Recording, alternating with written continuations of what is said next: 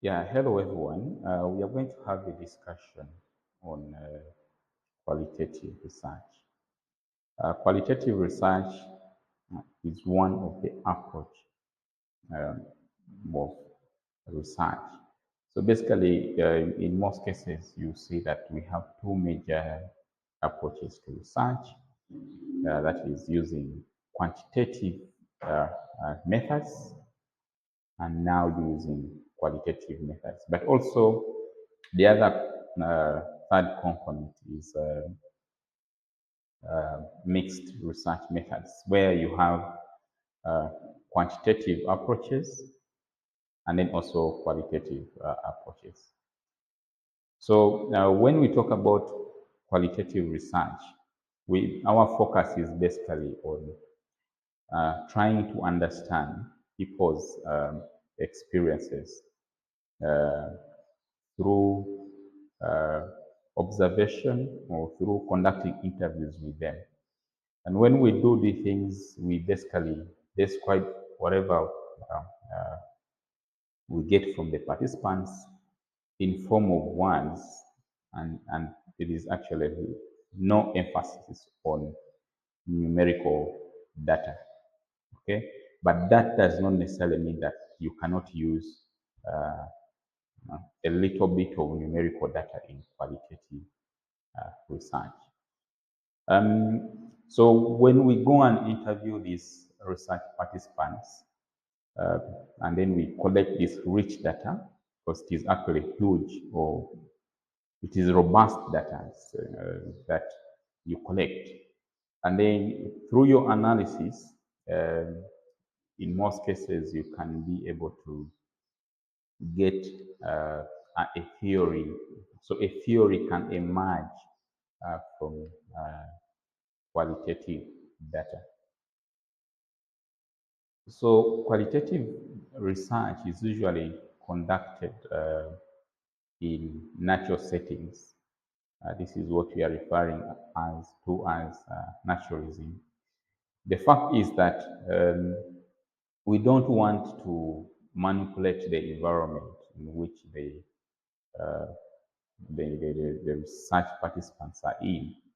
So if we want to look at, for example, their social way of life, then we go to where they are in that setting and then start to collect data on their daily way of life. Um, the other issue is that we want to get the participants um, understanding or what meaning they make out of experiences that they have been through. So the focus is basically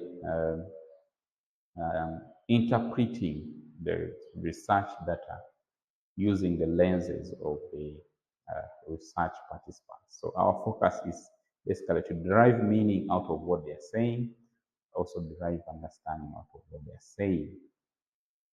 Um, the other point is on flexibility in research strategies when you're using qualitative research. This point actually refers to the fact that unlike quantitative research, qualitative research allows you to to revisit some of the steps that you have actually perhaps uh, you are done with. So, for example, when you go into data collection in qualitative research, you can actually refine your questions, your research questions, while conducting the data collection. That means you revisit the nature of research questions that you had that were guiding you in conducting the research. So as you conduct research, as you're conducting qualitative research, you still have the room to come back and revisit some of the strategies that you had chosen in conducting that particular research. So in a way, we can say that qualitative research is circular. Okay. And then the other issue is that you can see that you can actually adjust even your theories or your framework or even your paradigm as you're conducting the research. So that means that you tend to adjust your research strategies as you're continuously conducting research. So so it is in a kind of way iterative, like or it involves some kind of you going back and revisit and repeating something that you might have done that perhaps you also want to change a little bit. We also recognize that the researcher has a very big role to play in interpreting uh, qualitative research data. So it is in a it's kind of research that is interpretive, like that the focus is to gain what the research participants are actually communicating or even experiencing. And also, qualitative research is thick in description, so you use a lot of words to bring out the context, the content, and the kind of setting in which the research is being conducted.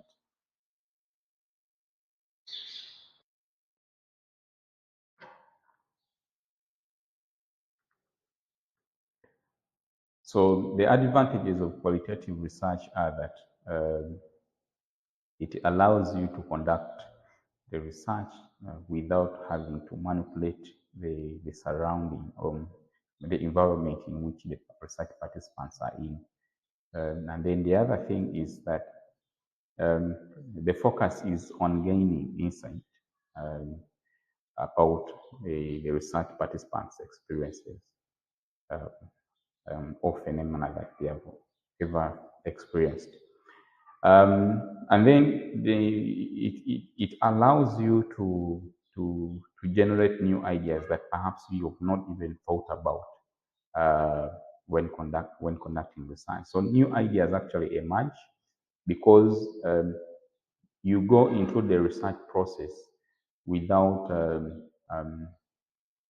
a kind of predetermination of what you want to seek for. Okay, so as you immerse yourself in this research process, uh, you will find out that new ideas, new theories, new angles to the research problem are actually emerging. So that is something that actually makes qualitative research different from quantitative research, because with quantitative research you basically know what you're going to seek for, and you're basically targeting that. So you actually have predetermined the questions that you, and the nature of data that you want. You actually have an idea about it. But with the qualitative research, new things can emerge from the field, and then you actually incorporate them into your research report. There are people who actually criticize qualitative research. They say that qualitative research is not reliable. And this perhaps is also contributed to like the fact that the researcher himself actually will regard the researcher himself or herself as a research tool. So the researcher as a research tool in qualitative research is that the researcher actually brings their own experiences, their own insights, and sometimes their own bias into the research process. And this sometimes makes qualitative research reliability to be questioned. And then the other issue, which is also related to what I've just explained, is the subjectivity, which I've just explained that the interpretation um, of this data, qualitative data, um, is subject to being influenced by the researcher himself because of their own perception, their own insights, their own experiences. Um, and then that the fact that also qualitative research is not usually conducted in a way that you get the sample, the sample in a representative manner. It is usually very hard to make generalizations about uh, a given population. Okay, um, because of issues to do with sampling, the research context, and things like that. And then it requires a lot of effort in managing, especially the rich data that we collect. So it requires a lot of effort. So we basically say that it is the barriers. We use qualitative research in public health because uh, numbers alone don't tell us the, the complete picture or the bigger picture. So, for example, you'll have patients who are not complying with medications. For example, let us say patients are on TB medications and then they're non-compliant. And this poses a very big public health challenge because resistance to the usual tuberculosis medication may develop, and this becomes a problem. So you are not only interested on in how many people are not complying with the medication, but you're also interested in knowing what are their experiences in taking these medications, and perhaps this can be a way in which you drugs for tuberculosis, for example, can be uh, modified such that patients become more compliant. So we basically gain insight on what experiences these patients go through. And this helps in informing our decisions on what we can actually do. And then the other thing is that it helps in evaluation of policies and also programs. So when you implement a program, for example, you conduct a health communication program, or you introduce a law that concerns about a law that concerns uh, issues of public health. You want to see how people are complying and what is the impact of the policy, the program, or even the law on people's ways of life. So this helps us to either refine the program or refine the policy in one or the other. So getting what people actually go through after implementation of the program or even a policy, that understanding is very critical in redesigning programs or even changing the programs entirely. Sometimes we may not actually have a deeper understanding of the unintended consequences of the program. So such in-depth interviews with the beneficiaries or the people who are affected by a given program is very, very important. And then we conduct research um, based on assumptions and norms or even standards. So these are basically what we call research paradigms. The thing is that there is a philosophical framework that guides us in conducting research. We don't just go there and then start collecting data without deeply thinking about the research problem that we have and how we are going to approach it. So we have to think about the different assumptions, different values, different norms and standards um, that can actually make um, the research rigorous. So basically, when we talk about paradigms, we basically refer to the nature of knowledge that is out there. Mm, if we are seeking for knowledge, uh, how do we approach uh, um, uh, the research question? Because basically, when we go out there uh, conducting research, we are seeking for knowledge. So the nature of knowledge that is out there determines how we actually go and get that knowledge. So that is basically what we call paradigm. So we have four paradigms listed here, and we shall go through each of these. So the positivism paradigm is the one which emphasizes that the reality exists out there and it can be objectively measured. And it is actually independent of any individual's perception of what the world is. So this is the basis for scientific inquiry, or what we call the scientific method. So basically, this is the basis of most quantitative research approaches, because it believes that there is a stable reality that is out there that can that if we use the appropriate tool, we can go and actually measure that kind of reality. And then the other paradigm is the one called the interpretism paradigm.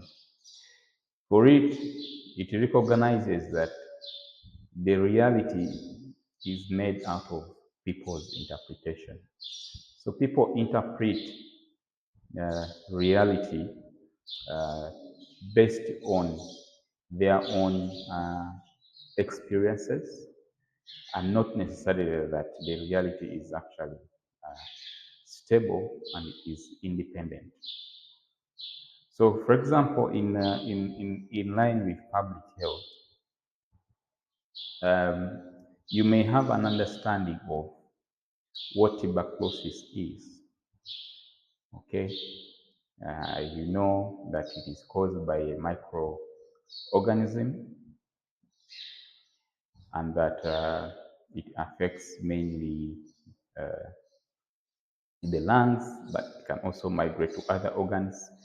That is what you know scientifically. But you will still get people in our communities who will link tuberculosis uh, uh, to perhaps issues to do with being cast, or issues to do with um, divine or traditional uh, uh, punishments that are put on people because of bad things that they have done or things like that. So that is their own reality. There is that reality, the real stable reality that we know, but also people have their own realities that they create. So people interpret diseases in their own way. This interpretation actually is rooted in their social norms. And therefore, we say that the reality is actually socially constructed. And when we conduct research using this paradigm, we are basically seeking to understand what people uh, what what people know, or what they interpret uh, uh, out of their interpretation of experiences or even diseases that they are experiencing. Okay, that is that is what we want. Now, our focus is not to explain that, you see, tuberculosis is caused by microbacterium that starts to multiply and then causes this kind of changes and things like that. No. We want to understand if this tuberculosis is actually manifesting uh, as night sweats and also emaciation. Um, According to the people that we are investigating, what do they make of the emaciation? What interpretation do they make out of the emaciation, for example? Okay, that's the emphasis. So reality is socially constructed, meaning that our social norms or cultures influence the way we interpret reality. And then we have the fourth paradigm. We can call it critical paradigm. We can call it the critical approaches. Now, it is very important for us to recognize that research is not only conducted to only generate knowledge, but it is also conducted to reveal to policymakers the ills of the society, the ills that certain communities in our societies experience. The goal underlying that is that we want to expose these ills such that change is created. So it has an inherent goal to create a change in society. So the focus basically is on bringing this out to policymakers, to decision makers, or even to politicians. So feminist approach actually fall under the critical approaches. This is to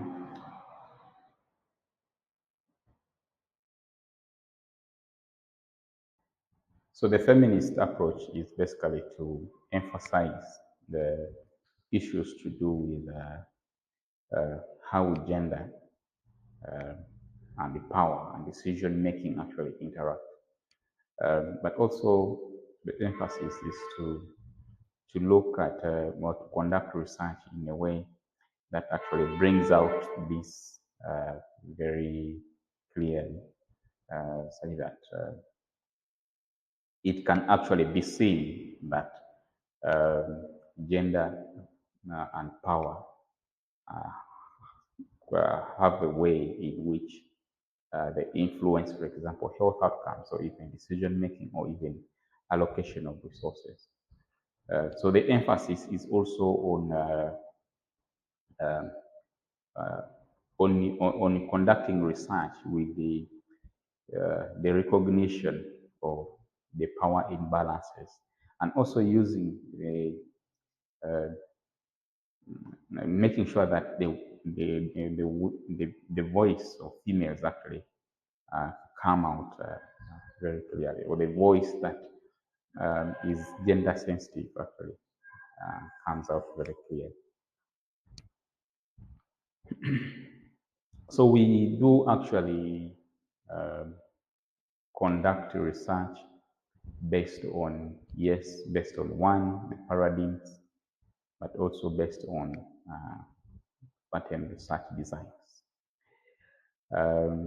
So we are going to look at each of these research designs and know what they mean. So in certain cases, you don't have a lot of research participants uh, to actually conduct uh, research uh, on, but they are unique individuals who you would actually wish to ask questions related to their unique experiences, and therefore the research approach that could be appropriate in this case is a case study. So you basically take a deep analysis of this particular individual. Uh, it can be an organization or a group, and understand the experiences that they go through. Okay, so it could be an organization, let us say, for example, an NGO that is trying to do something innovative that has not been done um, elsewhere, because the approaches that they are using are actually very unique, and you want to understand their experiences in using this approach. What are the benefits associated with the approach, the challenges, and other questions that could be related to how perhaps other organizations can actually adopt the strategy and how the strategies can actually be modified. So that becomes a case study. Okay, so it can be individuals, it can be organizations, it can be groups of people, it can be a particular community, you know, of people. Ethnographic research is one that actually focuses uh, on one group of people, of a group on. Ethnographic research actually focuses on a group of people uh, that you want to understand their ways of life. So basically, um, your emphasis is to see their cultures, their norms, their practices and values in their own natural setting. So, for example, you want to be interested in how a particular ethnic group or you want to be interested in knowing the ways of life of a particular ethnic group, sub-ethnic group, or even tribe or clan, or whatever it is. So basically, you go there, like you often, uh, it involves observation, interviews, and things like that. You go and perhaps even stay with this kind of people and then start to collect data about the things that you're seeing about their culture, practices, and norms. Grounded theory is a research design that focuses on um, exploring how and why particular events occur, and also it focuses on uh, uh, how and why people behave in a certain way. Okay, usually the end point is that we develop a theory to explain how and why people behave in a particular way. So at the end of it all, we get a theory out of grounded research.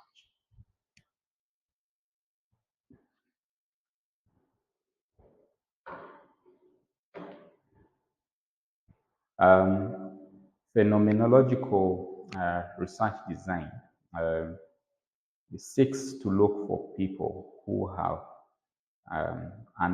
experienced a particular phenomena. And then these people actually tell us their experiences. So, for example, uh, if you have a mother who has who had a premature delivery, Usually these mothers are hospitalized for a longer period until the baby can, the baby is okay. So you might be interested in knowing the experiences of mothers who have uh, premature deliveries. Okay, so you want to understand the challenges that they go through, the emotions associated with the long-term hospitalization. You want to understand issues to do with how they cope up with the stress, how they carry out activities like, for example, breastfeeding and things like that. So that is what we call phenomenological research design. And then the other research design is the narrative research. And you want to hear an individual's experience in the form of a story. Okay, so the person who has experienced this. So, for example, you have a patient who, for example, had COVID-19 and was hospitalized and put in ICU. So you want to get that kind of understanding, how they went through the whole experience.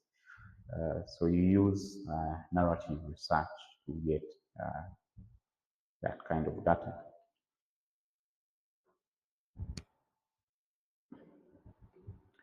Then we move to needs to be deleted. So how do you collect data? Yes, I earlier on said that you collect data through interviews, observations, and also document review. So we are going to look at this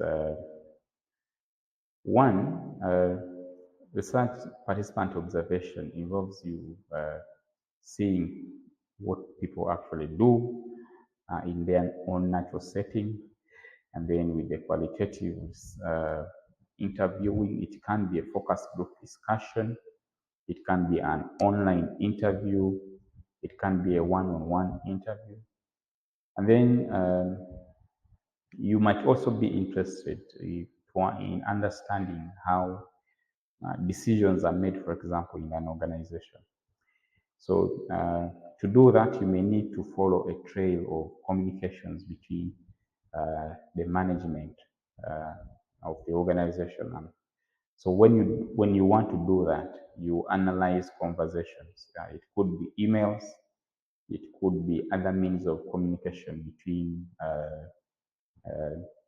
the individuals that are concerned with making such decisions. So that we use the conversation analysis or discourse analysis to be able to arrive at the conclusions that you can make. And then you can also use documentary review. You look at the documents.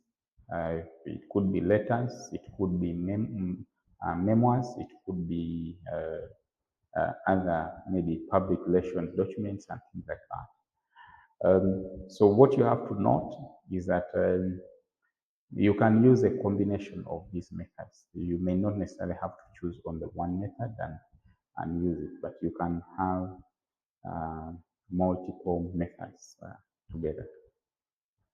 The interview is actually the commonest methods of collecting data in qualitative research. You can decide to have a questionnaire that is in a way going to guide you in the interview process. So if you use that, then it means that this is going to be a semi-structured interview. And then the other technique that you perhaps may use would be the narrative. You want to understand the chronology of events as narrated by the research participant.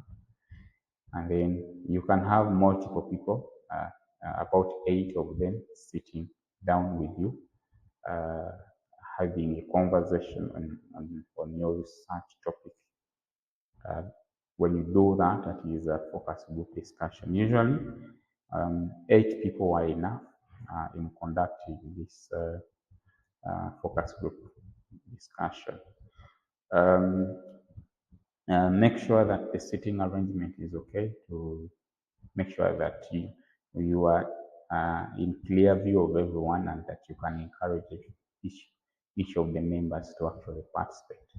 You may need an assistant to help you in recording this information, but also in documenting some of the things that cannot be captured through the audio recordings. The next step is the data analysis and interpretation. The key issue here is that data analysis and interpretation and also data collection may go at the same time. Okay, it's not like quantitative research where you first collect the data and then now you move to the step of analysis and then now drawing conclusions. With qualitative research, you can be collecting data as well as refining your data collection tools, your strategies, and things like that. So you can take as dimensions.